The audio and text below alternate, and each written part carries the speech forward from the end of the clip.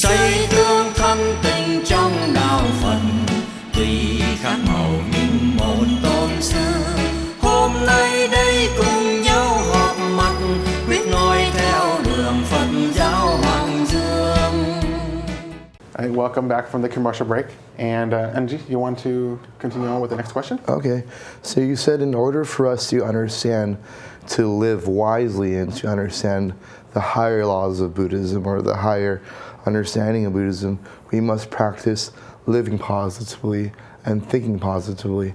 And so my question is, what's an indicator, of a positive thought and negative thought? I know sometimes it might sound obvious, but in order for us to understand it 100%, I want your opinion or facts about what does the Buddha mean by acting good and thinking good. Okay.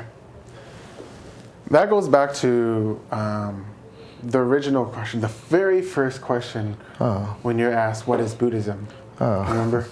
And it's a really good question that you asked, that what does it mean by thinking positively and doing positive things or saying positive things, right? Mm-hmm.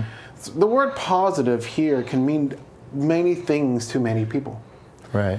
But the best word that we can use, that we can understand what the Buddha meant, was wholesome versus unwholesome.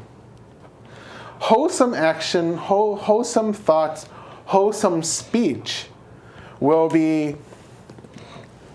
actions or thoughts or speeches that are beneficial to whoever you're talking to. It can be beneficial to a little child, a teenager, a young adult, an older adult, a mature adult, or that's someone that's lying on their deathbed. We have to understand.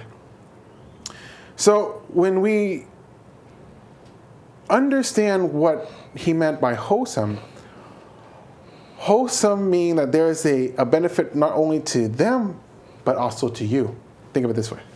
If I have $1 and I see someone that's struggling, if I were to give that dollar to that other person, and I don't have any money to eat that day, will that be a wholesome action? That will be no. That is compassion, but without wisdom. If I see a person that's suffering and I have $1, but I kept my dollar and not given it to them, is that a wholesome action? That's not a wholesome action, because I kept the dollar and they're suffering. And so my attachment, this is based on greed. However, I see third scenario. If I see someone suffering and I have $1, I can give 50 cents, or I can give a quarter, right? Give them 50 cents, I have 50 cents, they have 50 cents. So would that be a wholesome action? Answer is yes. Why? Because there is a benefit not only to them, but to me as well. That means that I didn't go hungry trying to help the other person.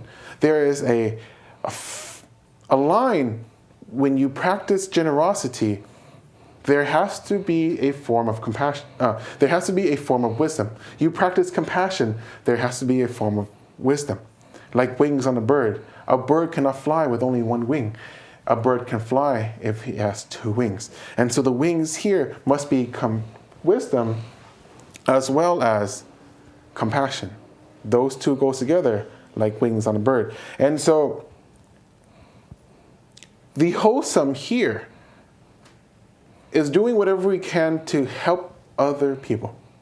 Not just materially.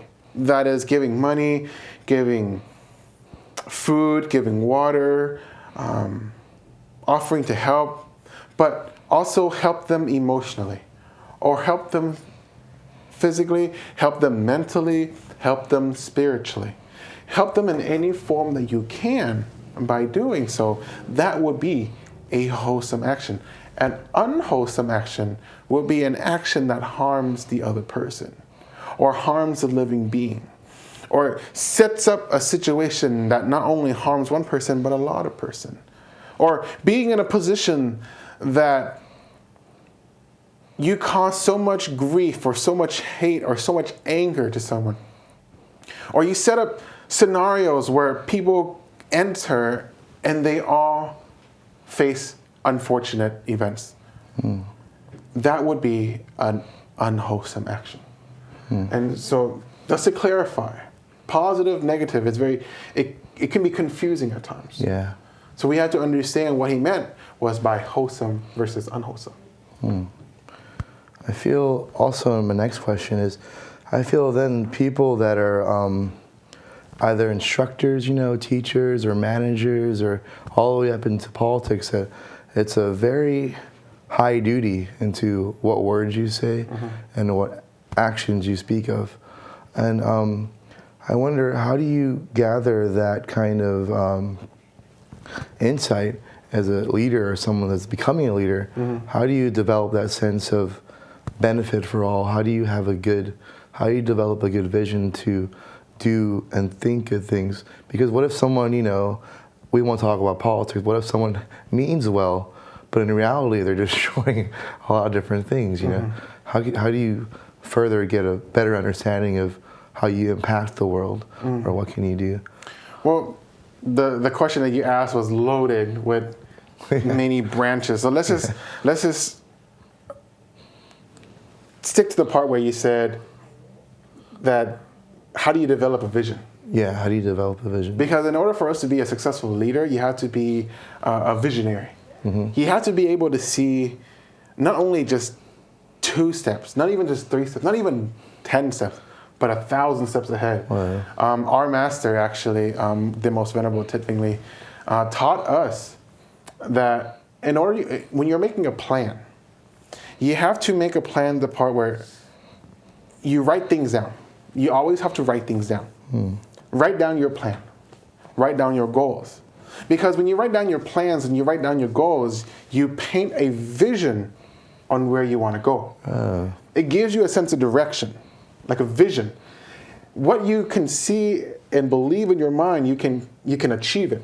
Napoleon Hill said that. And so if you can see that vision in your mind first, then picturing in that mind, you're able to write down the goals for you to get to that particular vision.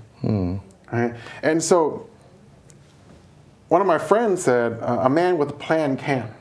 Wow. And so when you write down your plan and you write down your goals, it helps you create that vision, right? And you're able to walk. But here's the thing. Here's what separates someone that's just writing things down and someone that's going to make it happen, is that the person that makes it happen write not only 1 step, not 2 steps, but 1,000 steps ahead. When you launch a product, or when you launch a business, or when you launch whatever endeavor, you cannot just see 1 or 2 steps ahead. Because once you achieve those 1 or 2 steps ahead without a further plan, your momentum stops. Right. And when your momentum stops, you won't achieve anything. But if you have a 1,000-step plan, that after this is achieved, you have this. After this is achieved, you do this. After this is achieved, you complete this.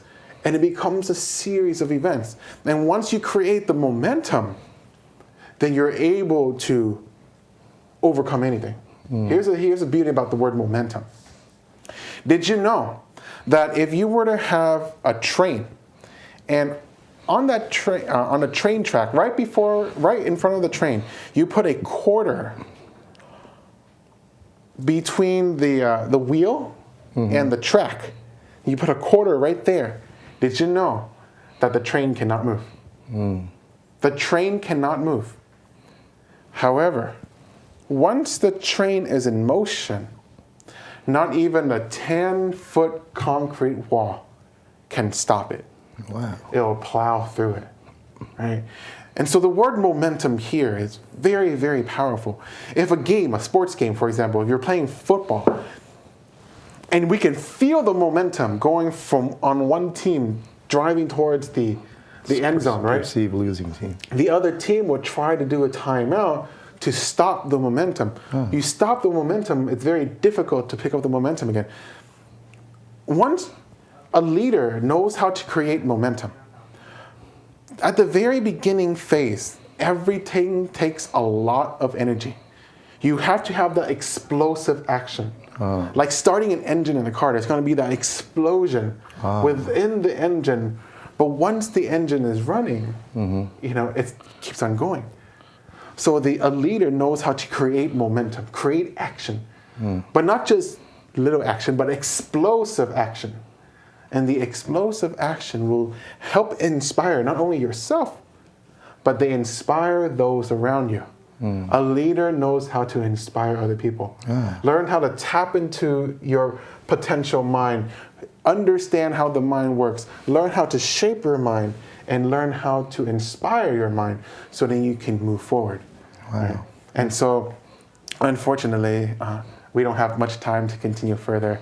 But we hope that you take the time to always practice the Buddha's teachings and to always diligently, no matter what, always learn how to respond rather than react. Always do that, learn how to purify the mind, and you'll see that your life will change. We will hope to see you next week. Namo Bổn Sư. Xây tương thân tình trong đạo Phật, tùy khác màu nhưng một tôn sư.